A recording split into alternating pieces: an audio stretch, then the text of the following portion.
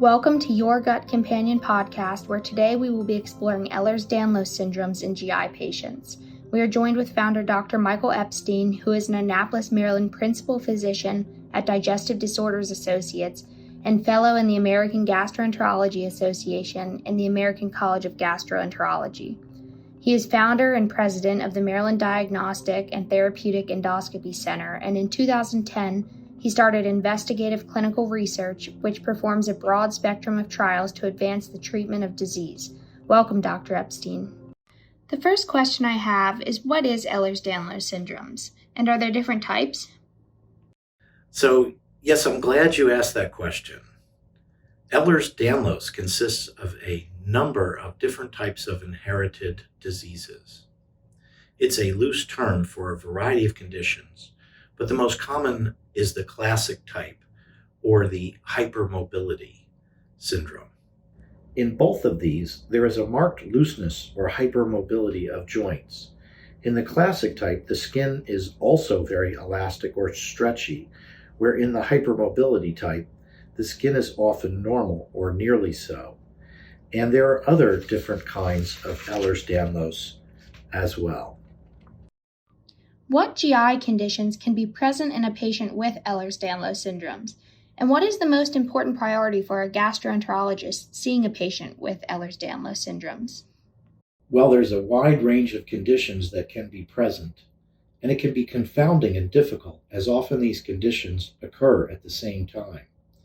For most of these, the treatment may be similar to those without Ehlers-Danlos, but often the usual tests that we do are negative or more difficult to interpret. We can see things like gastroparesis, which is slow emptying of the stomach, or even too fast emptying. We can see malabsorption, difficulty eating, gallbladder issues, constipation, and diarrhea, all in the same patient, and occasionally mild or significant incomplete bowel obstruction. The most important and common thing to keep in mind for the treating physicians is that when Ehlers-Danlos patients have symptoms referable to the GI tract, they nearly always have an organic or real cause for these symptoms. Is treatment for non-emergency GI problems the same for a patient with Ehlers-Danlos syndromes versus a patient without?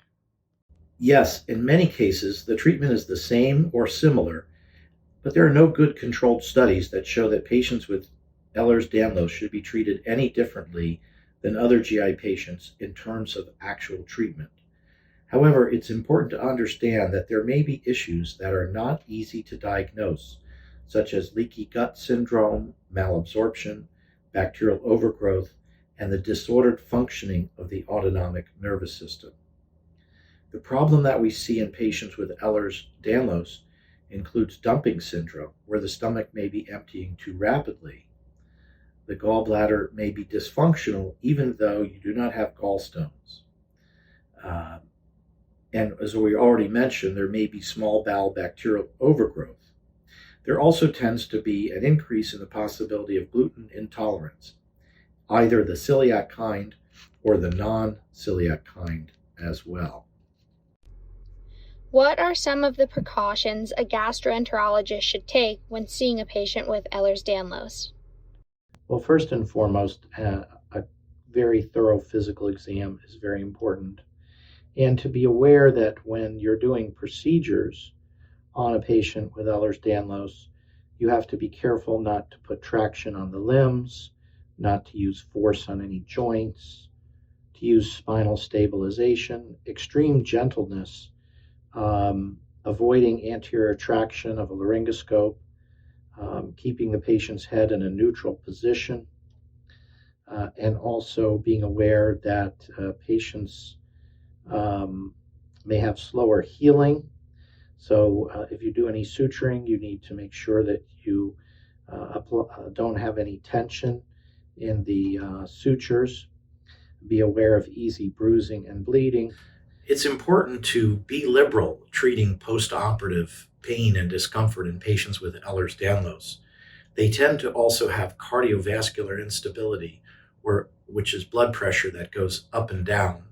So it's important to add a liberal use of IV fluids, and that can address this problem. And these are all some of the things that doctors need to be aware of. Thank you for taking the time today to discuss Ehlers Danlos syndromes with us, Dr. Epstein.